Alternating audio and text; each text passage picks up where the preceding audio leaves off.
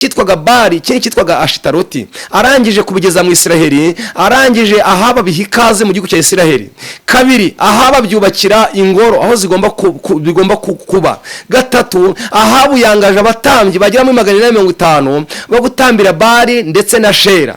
Noneho ngo bakajya batambira ibi bigirwamana. Noneho Yezebeli yashyize itegeko rivuga ko umuntu utazayoboka imana ze, uwo muntu agomba gupfa.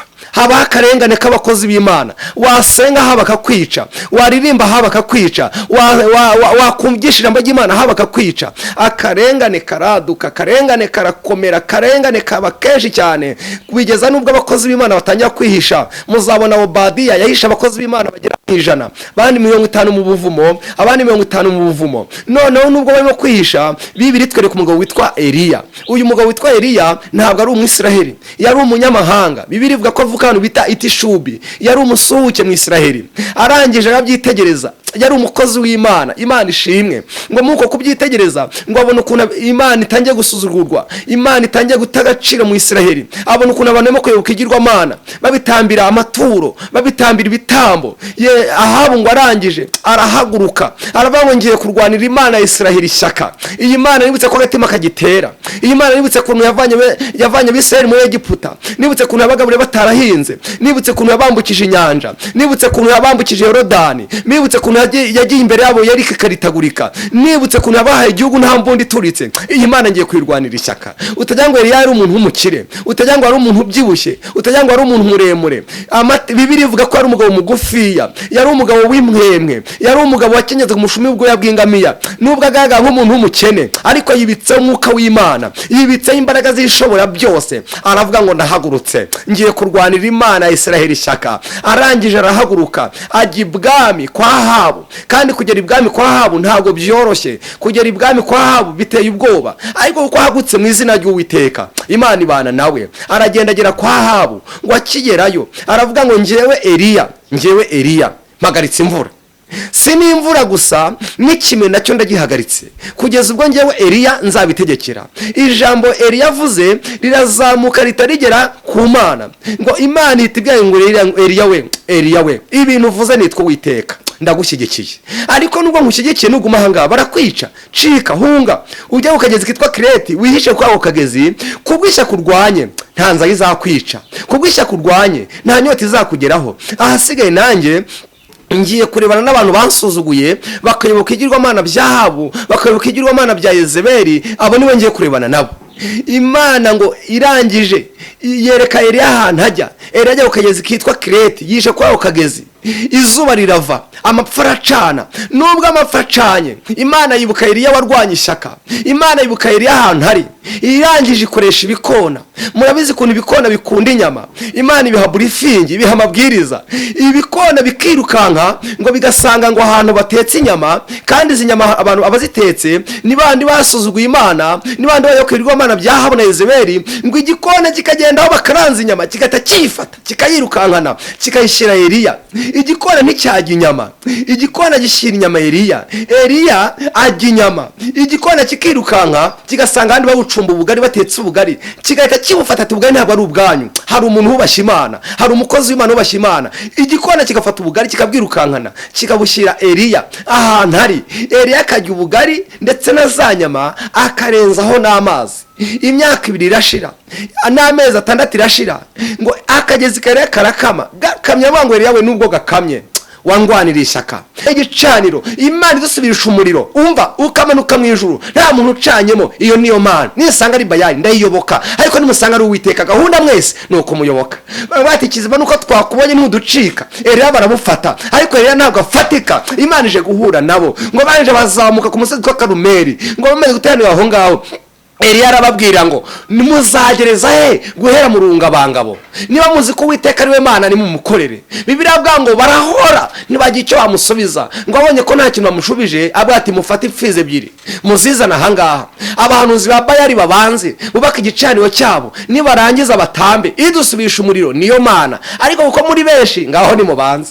abahanuzi ba Bayali bafata igicaniro baracyubaka, bafata imfizi barayitunganya, bahamagara Bayali irabihorera. Bayali ifite amaso ariko ntireba, ifite amatwi ariko ntiyumva, ni igifekefeke cya kindi bamumba mu ibumba, izuba ryava bakacyanika, imvura yagwa bakacyanura. Bibiliya ivuga ngo bakikubita imbere bazahwana nacyo, kirangije kibakozaho.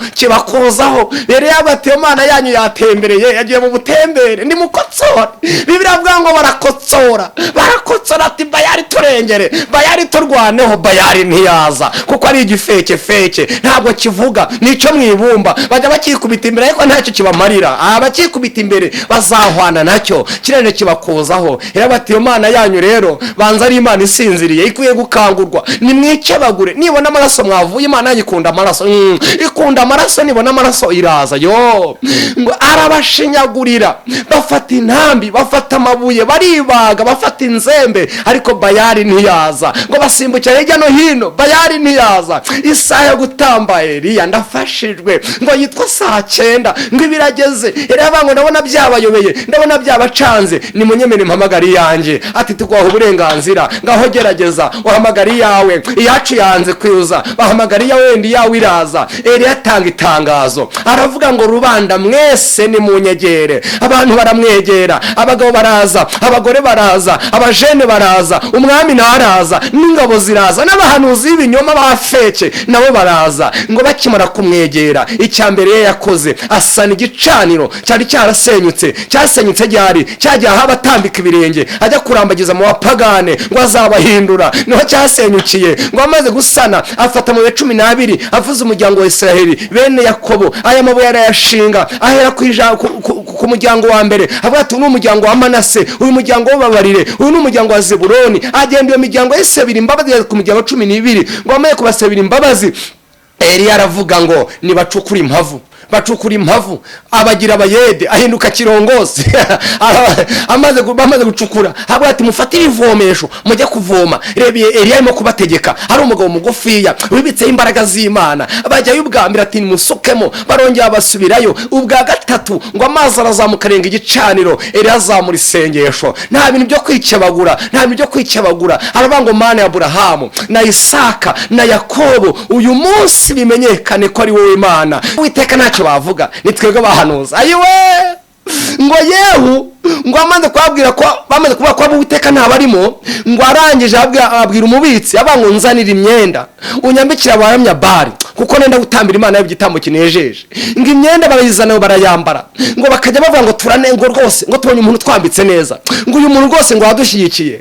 Ngo Bibiliya ivuga ngo ku miryango yewe yasize abahungu 85 bibitseho barioneti, bibitseho ibyuma. Arababwira ngo babahanuzi ba Bayali, babandi baramya Bali bose mbarunze hano mu nzu, nimugende mu bice, ntihagire n'umubarukuka kuko nenda gutambira Imana igitambo kinejeje. Mbere abashyira ku murongo musuru umoja, arabamanukana abageza mu gishanga. Ahera ku muntu wa mbere ati mwigo mubeshya abantu, tiku arakubita. Uwa kabiri arakubita, 100 abashyira hasi. Umwami niyabakiza, ingabo zawe ntizabakiza, abaturage nibabakiza. Abahanuzi b'ibinyoma nuko bapfuye, barabica bose 450. Ngo babarangije, ngo Eliya arazamuka ajya ku kanunga. Ngo akijya ku kanunga abwira umugaragu we ngo ujya ku nyanja urebe icyo ubona. Ngo ajyayo ubwa mbere avuga ati ntacyo mbonye. Avuga ati wirambirwa, komeza ugende. Nawe muntu unyumvishije ntukarambirwe, muyini baturi muzikore amasenga musenge, nimwongere amasengesho, nta kibazo ntukarambirwe. Ubwa kabiri ajyayo ntiyarambirwa. Turabashuhuje ku Yabivuze TV Rwanda. Nitwa Evangeliste Bagabo Jean Bosco, umukozi w'Imana guturuka ku itorero ry'Abatsinda muri ADPR Paruwasi Gasave. Murabize ko tumenyeranye ku nyigisho ivuga ngo agatima karacyatera. Nama agatima karacyatera. Iyo agatima kagitera ntukagire ikibazo, biba bigishoboka rwose, kuko ijambo ry'Imana ryavuze ngo kwira kwararira umuntu, ariko bwacye mu gitondo impundu zikavuga. Turashimira Imana rero yuko nanjye agatima karamutse gatera, ndetse n'umuryango wanjye agatima karatera, n'abavandimwe turi kumwe aha ngaha agatima kabo karacyatera. Tunejejwe n'Imana kongera kubana namwe muri iki kiganiro kuri Yabivuze TV Rwanda, nkuko Imana bituteguriye kugira ngo tujye tuganira kuri uyu munsi, ku Imana uko iduhaye uburyo. Mbere yuko tuganira ijambo ry'Imana, Imana size ku mutima, ndagira ngo tubande dusenga Imana. Mana tugushimiye kuri Imana igira neza, tugushimiye kuri Imana ishobora byose, tugushimiye kuri Imana yabanye natwe imisozi yatambutse, ubugingo n'umubiri warabirinze. Turagushimiye ko tugejeje kuri uyu munsi, nta gikuba cyacitse, ubugingo n'umubiri warabirinze, agatima kacu karacyatera. Turagushimiye ko tubyutse amahoro. Ijambo rya tuba ngo umunsi mwiza duhaye, dukwiriye kunezerwa twabishimiramo. Nyemerera uyu munsi tubere umunsi w'umugisha, tubere umunsi udasanzwe, tubere umunsi w'umunezero, uzinga amateka ashaje, uzingura amateka mashyashya. Ngiye kuganira n'ubwoko bwawe buri hirya no hino ku isi, abumva ikinyarwanda, mwami bari hirya no hino, mwami nyiringabo, tugiye kuganira ijambo ryawe mu izina rya Yesu. Iri jambo tugiye kuganira nindusha ubukuru, ariko umwuka wera riyobore, umwuka wera riherekeze, rigere hafi na kure, kandi rizabashe guhindura imitima ya benshi. Urakoze mu izina rya Yesu mwami wacu, amen amen. Ndongera ndabashuje mu izina rya Yesu Kristo. Nkuko mubizi, nitwa Bagabo Jean Bosco, guturuka muri Paruwasi ya Gasave ku Itorero rya Batsinda muri ADPR. Nongeye kugaruka kubaganiza ijambo ry'Imana. Ubushize twaraganiriye rwose, tubona mwadukurikiye muri benshi cyane. N'uyu munsi nongeye kubazanira indi jambo ry'Imana tugiye kuganira, rifite intego igira iti turwanira Imana ishyaka, tuyimara agahinda abahanuzi b'ibinyoma bayiteje. Turwanira Imana ishyaka, tuyimara agahinda abahanuzi b'ibinyoma bayiteje. Maze iminsi ndi gusenga, nkumva Imana irimo kumpata kubwira abantu iri jambo, mbabwire ngo turwanire Imana ishyaka. Iyo agatima kagitera, ugomba kurwana ishyaka ry'Imana, kandi urwanya ishyaka ry'Imana iyo gihe kigeze, nawe Imana irakwitura. Ni mu nyemere dusome ijambo ry'Imana mu gitabo cya mbere cy'Abami, igice cya 17, dusome umurongo waho wa mbere, twumve icyo Imana ivugana natwe. Igitabo cya mbere cy'Abami, igice cya 17, umurongo waho wa mbere niwo tugiye gusoma. Twasoza n'ubundi mu gice cya 15, umurongo waho w'10, twumve icyo Imana ivugana natwe. Dusome Abami. Haravuze ngo bukeye Eliya w'i Tishubi, umwe mu basuhuke b'i Galeyadi, asanga Ahabu. Aramubwira ati, ndahiye Uwiteka Imana ya Isiraheli ihoraho, iyo nkorera iteka yuko nta kime cyangwa imvura bizagwa muri iyi myaka, keretse aho nzabitegekera. Amen. Munyemerere twongereho n'iri ngiri, dusanga mu gitabo cya kabiri cy'Abami, igice cy'icumi, umurongo waho wa 15. Igitabo cya kabiri cy'Abami, igice cy'icumi, umurongo wa 15 wa 16, haravuze ngo Yehu agira ishyaka ryo kurwanya Bali. Avuye aho ahura na Yehonadabu mwene Rekabu, aje kumusanganira, aramuramutsa, aramubaza ati, umutima wawe uratunganye nk'uko wanjye utunganiye uwawe? Yehonadabu aramusubiza ati, uratunganye. Nawe ati, niba utunganye mu kuboko kwawe. Arakumuha.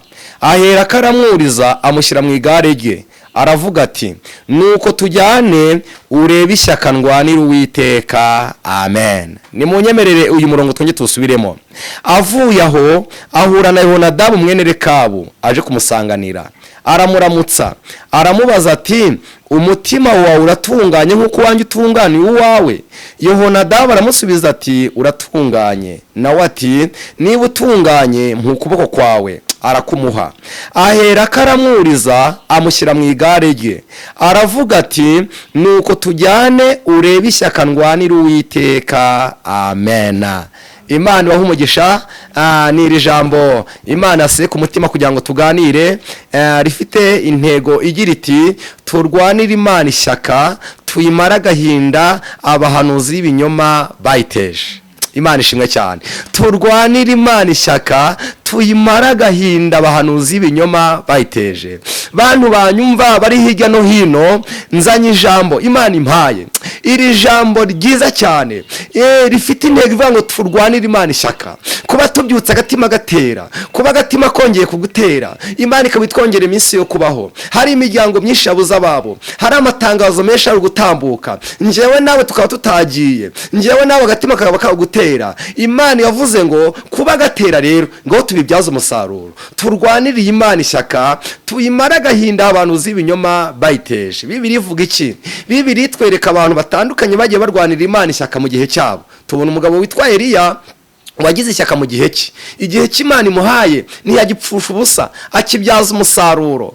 Byari byagenze bite? Bibiliya itwereka umugabo witwa Ahabu. Bibiliya ivuga ko uyu mugabo witwa Ahabu yari umwami wa Isiraheli, kandi ngo uyu mwami ngo yabaye umwami mubi, ngo kugeza ubwo ngo yakoze ibyaha, ngo arakabya, ngo akagenda yiyongeza, ngo akora ibyaha ngo kurusha abandi bami bamubanjirije, ngo kugeza ubwo yagiye ahantu hitwa Imowabu. Imowabu haravuze ngo ni ahavumwe. Ajya ahantu havumwe, arambagiza umukobwa witwa Yezebeli. Yezebeli amuzana mu Isiraheli. Yezebeli azana ibigirwamana bibiri, kimwe cyitwaga Bali, ikindi cyitwaga Ashitaroti. Arangije kubigeza mu Isiraheli, arangije Ahaba biha ikaze mu gihugu cya Isiraheli.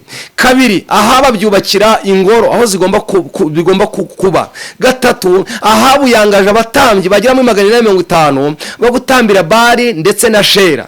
Noneho ngo bakajya batambira ibi bigirwamana. Noneho Yezebeli yashyizeho itegeko rivuga ko umuntu utazayoboka imana ze, uwo muntu agomba gupfa. Haba akarengane k'abakozi b'Imana. Wasenga haba akakwica, waririmba haba akakwica, wakumvisha ijambo ry'Imana haba akakwica. Akarengane karaduka, akarengane karakomera, akarengane kaba kenshi cyane, kubigeza nubwo abakozi b'Imana batangira kwihisha. Muzabona Obadiya yahisha abakozi b'Imana bagera mu 100, abandi 50 mu buvumo, abandi 50 mu buvumo. Noneho nubwo barimo kwihisha, Bibiliya itwereka umugabo witwa Eliya. Uyu mugabo witwa Eliya ntabwo ari umwisiraheli, yari umunyamahanga. Bibiliya ivuga ko avukantu bita Itishubi, yari umusuhuke mu Isiraheli. Arangije arabyitegereza, yari umukozi w'Imana, Imana ishimwe. Ngo muko kubyitegereza, ngo abone ukuntu Imana itangiye gusuzugurwa, Imana itangiye gutagacira mu Isiraheli. Abone ukuntu abantu barimo kuyoboka igirwamana, babitambira amaturo, babitambira ibitambo. Ahabu ngo arangije arahaguruka, aravuga ngo ngiye kurwanira Imana ya Isiraheli ishyaka. Iyi Mana nibutse ko agatima kagitera, iyi Mana nibutse kuntu yavanye Abisiraheli muri Egiputa, nibutse kuntu abagabure batarahinze, nibutse kuntu yabambukije inyanja, nibutse kuntu yabambukije Yorodani, nibutse kuntu yagiye imbere yabo yari kikaritagurika, nibutse kuntu yabahaye igihugu nta mbundi turitse. Iyi Mana ngiye kwirwanira ishyaka. Utagira ngo Eliya yari umuntu w'umukire, utagira ngo ari umuntu ubyibushye, utagira ngo ari umuntu muremure. Bibiliya ivuga ko ari umugabo mugufiya, yari umugabo w'imwemwe, yari umugabo wakenyeza umushumi w'ubwoya bw'ingamiya. Nubwo agaragara nk'umuntu w'umukene, ariko yibitseho umwuka w'Imana, yibitseho imbaraga zishobora byose. Aravuga ngo ndahagurutse, ngiye kurwanira Imana ya Isiraheli ishyaka. Arangije arahaguruka, ajya ibwami kwa Ahabu. Kandi kugera ibwami kwa Ahabu ntabwo byoroshye, kugera ibwami kwa Ahabu biteye ubwoba, ariko kuko ahagutse mu izina ry'Uwiteka, Imana ibana nawe. Aragenda agera kwa Ahabu, ngo akigerayo aravuga ngo njyewe Eliya mpagaritse imvura. Si n'imvura gusa, n'ikime nacyo ndagihagaritse, kugeza ubwo njyewe Eliya nzabitegekera. Ijambo Eliya avuze rirazamuka ritarigera ku Mana, ngo Imana itibyaye ngo Eliya we ibintu uvuze nitwo Uwiteka, ndagushyigikiye. Ariko nubwo nkushyigikiye nuguma ahangaha barakwica, cika hunga ujya ku kagezi kitwa Kireti, wihishe kwa ako kagezi. Kubwisha kurwanye nta nzara izakwica, kubwisha kurwanye nta nyota izakugeraho. Ahasigaye nanjye ngiye kurebana n'abantu bansuzuguye, bakayoboka igirwamana bya Ahabu, bakayoboka igirwamana bya Yezebeli. Abo niwe ngiye kurebana nabo. Imana ngo irangije yereka Eliya ahantu hajya. Eliya ajya ku kagezi kitwa Kireti, yishe kwa ako kagezi. Izuba rirava, amapfa aracana. Nubwo amapfa acanye, Imana yibuka Eliya warwanye ishyaka, Imana yibuka Eliya ahantu hari. Irangije ikoresha ibikona. Murabizi kuntu ibikona bikunda inyama. Imana ibiha burifingi, ibiha amabwiriza. Ibikona bikirukanka ngo bigasanga ngo ahantu batetse inyama, kandi izi nyama abantu abazitetse ni bandi basuzuguye Imana, ni bandi bayokerwa Imana bya Ahabu na Yezebeli. Ngo igikona kikagenda aho bakaranza inyama, kigata kifata, kikayirukankana, kikayishyira Eliya.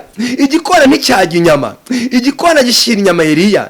Eliya ajya inyama, igikona kikirukanka kigasanga abandi babucumba ubugari, batetse ubugari, kigahita kibufata ati ubugari ntabwo ari ubwanyu, hari umuntu wubashye Imana, hari umukozi w'Imana wubashye Imana. Igikona kigafata ubugari kikabwirukankana, kikabushyira Eliya ahantu hari. Eliya akajya ubugari ndetse na za nyama akarenzaho n'amazi. Imyaka 2 irashira, n'amezi 6 irashira, ngo akagezi kare karakama. Gakamye ngo Eliya we nubwo gakamye wangwanira ishyaka, ntabwo nzakwicisha inzara, nta n'inyota izakugeraho. hari ahandi nekeje icyerekezo hitwa Sarafati y'Abasidoni, hari umupfakazi uriyo, niwe negetse kuzajya kugaburira. ndashimira Imana yuko yakagezi gakamye, Imana isibura kandi Imana ishimwe. ndashimira Imana igizinga amateka ikazingura andi. ndashimira Imana ishimwe. ngo akagezi kari gakamye, Bibiliya avuga ngo Eliya yerekera Sarafati y'Abasidoni, ngo hasanga umubyeyi uri gutoragura udukwi tubiri, ngo arangije abaho ndakwinginze wampaye amazi yo kunywa. ngo uyu mubyeyi amugira impuhwe, agenda agiye kuyamuzanira, Eliya amugenda inyuma, abaho ntabwo ikibazo cy'inyota gusa, ahubwo ndashonje, nta gatsima ufite ngume. uyu mugabo abaza ngo wa mugabo urava hehe? niwe utazi ibibazo byabaye mu Isiraheli, izuba ryabaye izuba, nta mvura duheruka, inzara yarateye, niwe genda usaba. wa mugabo nta byo kujya mfite, ariko sinaguhakanira, mfite agafu gakeya. Eliya bati ndabizi ko ari gakeya, shingiye uko mbona ikirere, shingiye uko mbona iyi minsi, ndabizi ko ari gakeya, ariko nubwo ari gakeya emera nawe uvaneho gakeya ukantekere, nimara kukarya Imana yavuze ngo icyo giseke ntabwo kizongera kuburamo ifu ukundi. uyu mugore ngo arabyemera, aragenda afata kagafu, arangije akagabanyamo, atekera umukozi w'Imana. umukozi w'Imana amaze kukarya, Bibiliya ivuga ko icyo giseke cyakomeje kuzura, nticyaburamo ifu, ndetse n'aho amavuta yabaga ngo ntihongera kuburamo amavuta iki ukundi. imyaka 3 n'amezi 6 ishize, Imana ibwira Eliya ngo Eliya we ihishure ujye kwiyereka Ahabu. Eliya arihishura ngo ajye kwiyereka Ahabu. ngo ageze mu nzira, Bibiliya avuga ngo ahura n'umugabo witwa Obadiya. Obadiya abaza ngo Eliya we uracyariho? Eliya avuga ngo ndacyariho. Obadiya atereka ngo amakuru, naho databuja atakwije amatangazo, twaragushakisha ahantu hose, none uracyariho? ati ndacyariho. atereka nkubwire, twarakubuza ahantu hose, mu bibaya twagiyeyo, mu misozi miremire twagiyeyo, none uracyariho? Eliya ati ndacyariho, agatima karacyatera. none nubwo agatima kagitera, nta mpamvu yo guhaguruka usanga shobuja Ahabu, niwe nyirabayazana, genda umubwire ko wambonye. Obadiya ati wowe ndakuzi, sinawe nzi gusa, n'Imana yawe ndayizi. ushobora kujya kubwira databuja, Imana yawe ikaguterura ikakwimura ikakujyana ku kandi gasozi, databuja aje akakubura yahita nyica, ntabwo urabizi, ntagira imikino. Era bati nanjye simva, genda ubwiye ko wambonye. ngo Obadiya arahaguruka asanga Ahabu, aravuga ngo Eliya tumaze igihe kinini tumushaka, umva yarabuze, ariko ndamubonye, none arambwiye ngo ngwino muhure. ngo umwami yumvishe ko Eliya yabonetse, umwami ngo arahaguruka, imirimo ariko yagarayireka. umwami ntagenda wenyine, abafite abakomando bagendana. ngo barangije barahaguruka, aho banyuze abaturage ati mugiye he, munenda wapi? ati Eliya yabonetse. wari duteje akaga, yabonetse. abaturage bareka imirimo yabo, uraruje inkoni, ufata ibuye, ufata umuhoro, ngo aje kwica Eliya, ngo yazanye akaga mu Isiraheli. kumbi ntabwo ari igihe cyo gupfa kwa Eliya, agatima karacyatera. ndashimira Imana iyo agatima kagitera bibyaza umusaruro. birashoboka ko ejo wagenda, ariko kagitera uwo munsi bibyaza umusaruro. ndafashijwe bagabo, haleluya haleluya. ngo nuko abaturage ngo barahura baba benshi, ndetse n'umwami n'ingabo, ngo bageze kuri Eliya, ngo umwami avuga ngo Eliya we ni wowe uracyariho, n'akaga wateje, n'umuro wateje Isiraheli. Eliya yuzuye umwuka wera mu gihe cye, abwira Ahabu ati sinjye wabiteje, ni wowe ndetse n'inzu ya so. umva umuturage ubwira umwami ngo ni wowe wabiteje, ariko nubwo ari umuturage yibitseho imbaraga z'Imana. haleluya. ni wowe wabiteje, n'inzu ya so wabiteje ryari? cyagiye uhangara kurenga ku by'Imana yatubwiye, ukarenga ku masezerano y'Imana yaduhaye, ukajya mu bapagane batakebwe, ukazana Yezebeli ngo uzamuhindura, aho kumuhindura akaba yaraguhinduye, ukubakira ibigirwamana, ukaba ibyo usigaye usenga, ukaba washatse n'abantu babiramya. none kugira ngo bigende neza, rasamboroma, shakira abahanuzi ba Bayali ndetse n'abashera, duhuriye ku musozi witwa Karumeli, ushakira imfizi 2, nitugerayo turubakaho igicaniro, Imana idusubirisha umuriro, umva ukamanuka mu ijuru, nta muntu ucanyemo. iyo niyo Mana. nisanga ari Bayali ndayiyoboka, ariko nimusanga ari Uwiteka, gahunda mwese ni ukumuyoboka.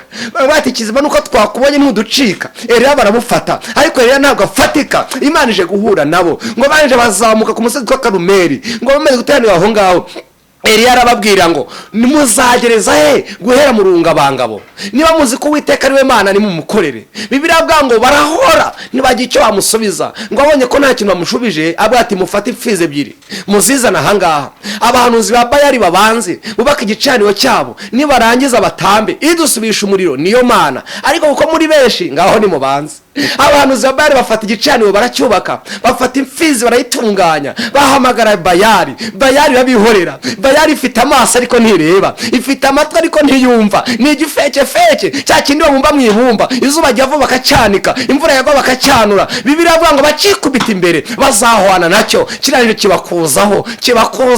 Rero yabatiye Imana yanyu yatembereye, yagiye mu butembere, ni mukotsora. Bibiliya ivuga ngo barakotsora ati Bayali turengere, Bayali turwaneho. Bayali ntiyaza kuko ari igifekefeke, ntabwo kivuga, nicyo mu ibumba. Bajya bakikubita imbere ariko ntacyo kibamarira. Abakikubita imbere bazahwana nacyo, kirariro kibakuzaho. Yabatiye Imana yanyu rero banza ari Imana isinziriye, ikwiye gukangurwa. Nimwikebagure, nibona amaraso mwavuye. Imana yikunda amaraso, ikunda amaraso, nibona amaraso iraza.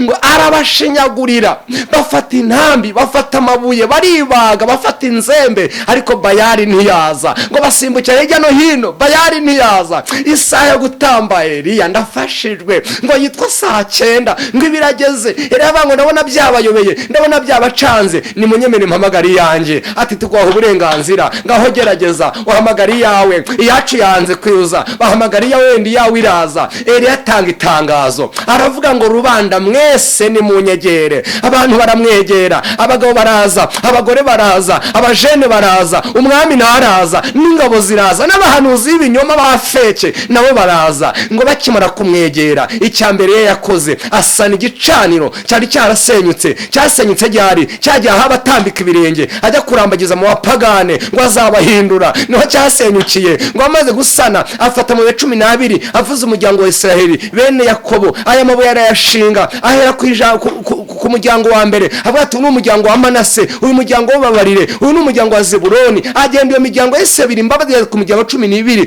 Ngo amaye kubasabira imbabazi, Eliya aravuga ngo nibacukura impavu. Bacukura impavu, abagira abayede, ahinduka kirongozi.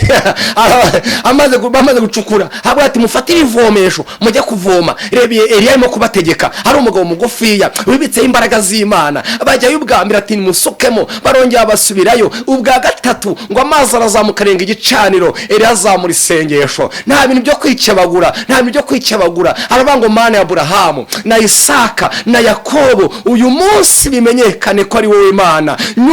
Nyumvira mbikoze ku bw'aba bantu bangose. Nyumvira uwo mwanya mwoto nashuka, umuriro uramanuka uvuye mu ijuru, babireba uraza utwika igitambo kirashya, amazi arakama, amabuye aramenagurika. Abahanuzi ba Bayali n'abaturage bose n'umwami bose n'ingabo babibonye bose bikubita hasi, bavuga ngo Uwiteka niwe Mana. Bose chini ya ulinzi bikubita hasi, ngo Uwiteka niwe Mana. Ngo bakikubita hasi, Eliya aravuga ngo dore igihe bababesheye n'abaturage birirwa bababesha ngo Bayali ni Imana, ngo Ashera ni Imana, ni mubafate. Birirwa babahanura ibinyoma, bapfunyikira ikibiribiri, ngo ni mubafate ku maradiyo yanyu ngo mwakire ibitangaza. Birirwa bababesha bamaraho ibyanyu, ni mubafate. Uwo mwanya ngo barabafata. Bibiliya ivuga ngo Eliya afata umuhoro, aravuga ngo nimunkurikire. Eliya ajya imbere abashyira ku murongo musuru umoja, arabamanukana abageza mu gishanga. Ahera ku muntu wa mbere ati mwigwa mubeshya abantu,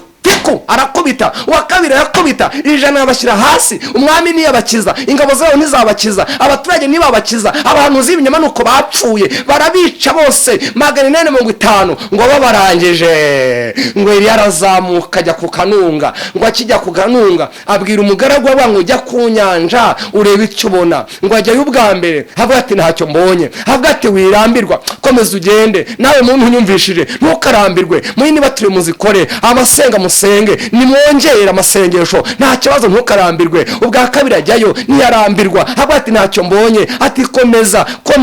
Ajyayo ubwo nshuro ya 7 azamukana amakuru. Havuga ati mbonye agacu kangana n'ikiganza, mbonye agacu kazamuka mu nyanja kangana n'ikiganza. Ndashimira Imana, ibintu by'Imana ntabwo biza ari byinshi cyane, biza ari bitoya. Umva nkubwire muntu unyumvishije, bitangira ari ibintu byo gupfundapfundika, ariko kazavamo ibintu bifatika. Bitangira gucuza inyanya z'ibimene, hakazavamo ibintu bikomeye cyane, bitangira imyenda utwara ku rutugu, bikazavamo shopu, bitangira ibintu byo kunyonga, bikazavamo moto, bitangira ibintu bya moto, bikazavamo kwasiteri, bitangira inzu z'ibyondo zidashinga, bikazavamo etaje ya kadasitere. Imana ishimwe, bitangira ibintu byo gupfundapfundika, ariko amateka agahinduka. Eliya ngo amenya yuko Imana igushije iki? Imvura. Ndashimira Imana yuko Eliya amaze kwica abahanuzi ba Bayali n'Abashera, Imana yagushije imvura. Imvura, ikirere kiratoboka, Imana igusha iki? Yemwe imvura. Imana ibwira Eliya ngo Eliya we, kubw'ishyaka warwanye ndumva shaka kukuruhura, shaka kukujyana mu ijuru, ariko nubwo ngiye kukujyana nta ndwara izakugeraho. Oya, ntabwo uzarwara ngo urembe, ahubwo nzakujyana muri serwakira, nzakujyana bakureba. Igihe kiragera, Imana imuzamura muri serwakira, imugeza mu ijuru. Noneho tuzi ko wamusimbuye yitwa Elisa. Ntabwo yashaka kuvuga, ahubwo shaka kuvuga umugabo twasomye witwa Yehu mu gitabo cya kabiri cya mu gice cya 10:15. Yehu nawe aza ashaka kurwanira Imana ishyaka.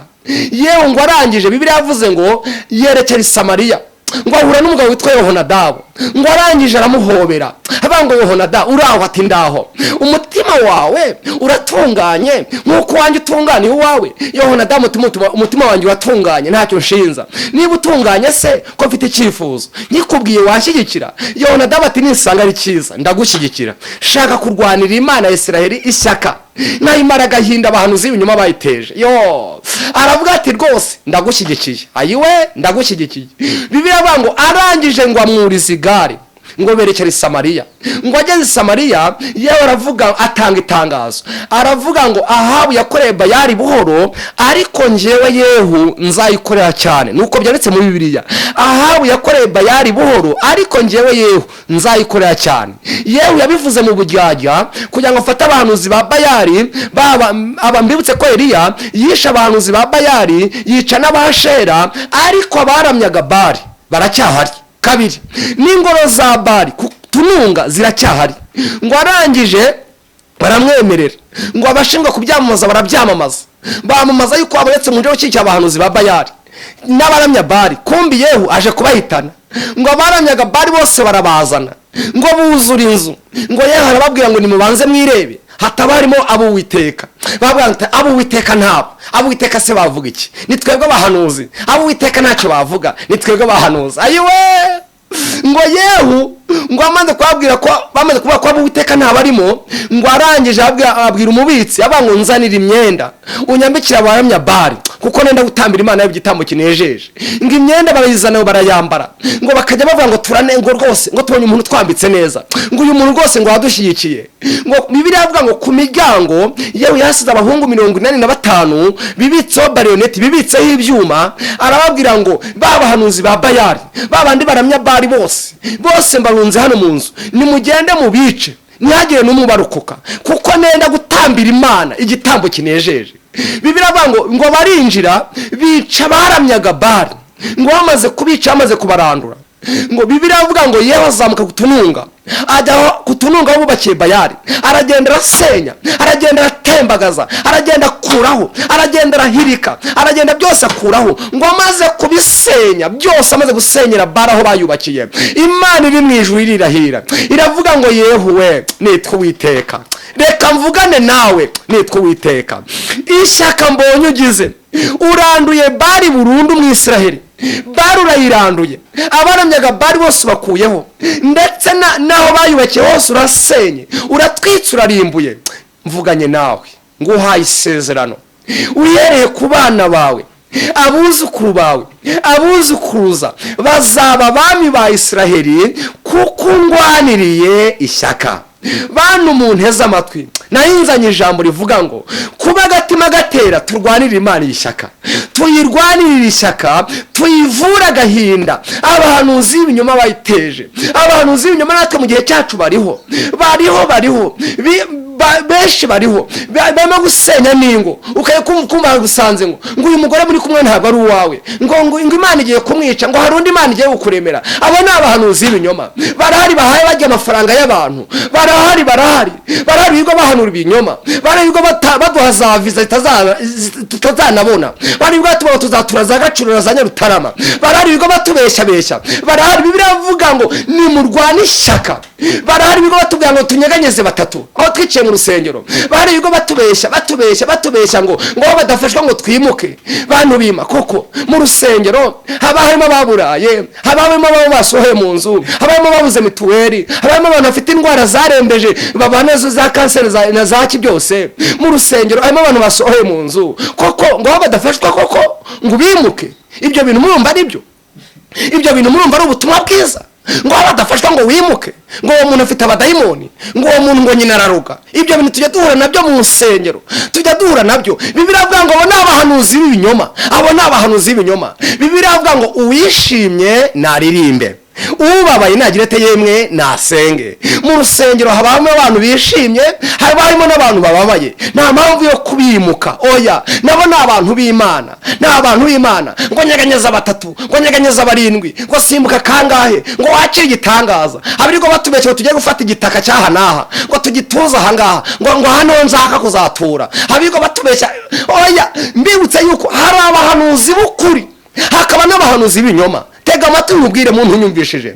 Mu myaka maze mu itorero nsenga, iyo Imana ivuze ndabimenya, niyo abahanuzi b'ibinyoma bivuze nabwo turabimenya. Nubwo tubihorera tukabihora mu rusengero tukoma rutenderi, tukabona harimo n'abayobozi babishyigikiye, ariko iyo ivuze turabimenya, niyo itavuze nabwo turabimenya. Iyo bayibeshyeye turayimenya, niyo batayibeshyeye nabwo turabimenya. Iravuze ngo nimurwane ishyaka tuyivura agahinda. Abahanuzi b'ibinyoma bayiteje barahari. Abahanuzi b'ibinyoma baratugose, baratuzengurutse. Hari icyo Yesaya yabivuzeho. Aba bahanuzi b'ibinyoma barahari hirya no hino, baratugose.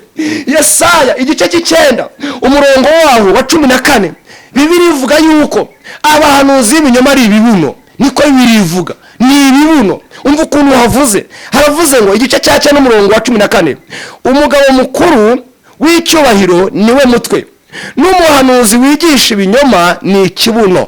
Umuhanuzi w'ibinyoma bigo batubeshya tunyeganyeze bangahe, bigo batwizeza ibitangaza atari yo yavuze, abo ni ibibuno. Niko Bibiliya ivuga, ndahakurangiye ni Yesaya igice 9 umurongo wa 14. Umugabo w'ukuri niwe mutwe, umubyeyi w'ukuri niwe mutwe, umugabo w'ukuri niwe mutwe, umukobwa w'ukuri niwe mutwe, umva, umusore w'ukuri niwe mutwe. Ariko umuhanuzi wigisha ibinyoma uwo ni ikibuno. Niko Bibiliya ivuga. Nimubihoreye basakuze, ariko biravuga ngo havumwe uvuga ngo yavuze itavuze. Nahinzanye ubuhanuzi buvuga ngo turwanirire Imana ishyaka, tuyimara agahinda abahanuzi b'ibinyoma bayiteje. Satira umusozo, ijambo ravuze ngo rwanira Imana ishyaka mu gihe Imana iguhaye. Ntabwo mvuze ngo ugende ufate amacumu batere, ntabwo mvuze ngo ufate imoro nk'uko yari yavuze, nk'uko yabishe ngo ugende ubice, oya. Ahubwo shora ivi, urire umurimo w'Imana, shora ivi, ongera ibihe byo gusenga, ongera ibihe byo kubana n'Imana, ongera ibihe. Kandi nawe bahanuzi n'ujya uhura nabo, ujya nawe ubanza ushishoje, ntukajya upfa kwakira, ujya ubanza ushishoje umenye niba ari Imana ivuze cyangwa niba ari umuntu uvuze. Ijambo ryiza Imana iduhaze njyewe nawe mu izina rya Yesu Kristo umwami n'umukiza, amen. Munyemerere dusenge. Wawugize icyifuzo, wahuye nabo, ibyo bakubwiye urabizi, habigo batubwira ngo dutange ibitambo, kandi Kristo niwe gitambo gikuru. Kristo ni umutambyi, akaba ari igitambo.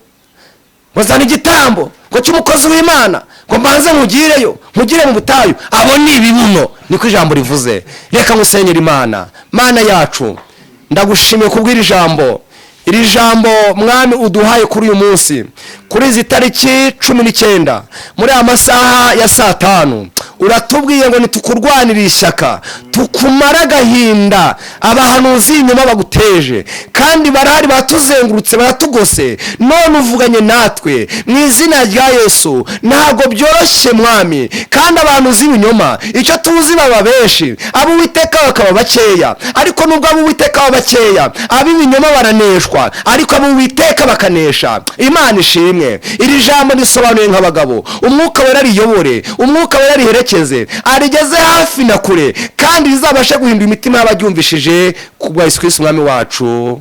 Amen. Amen.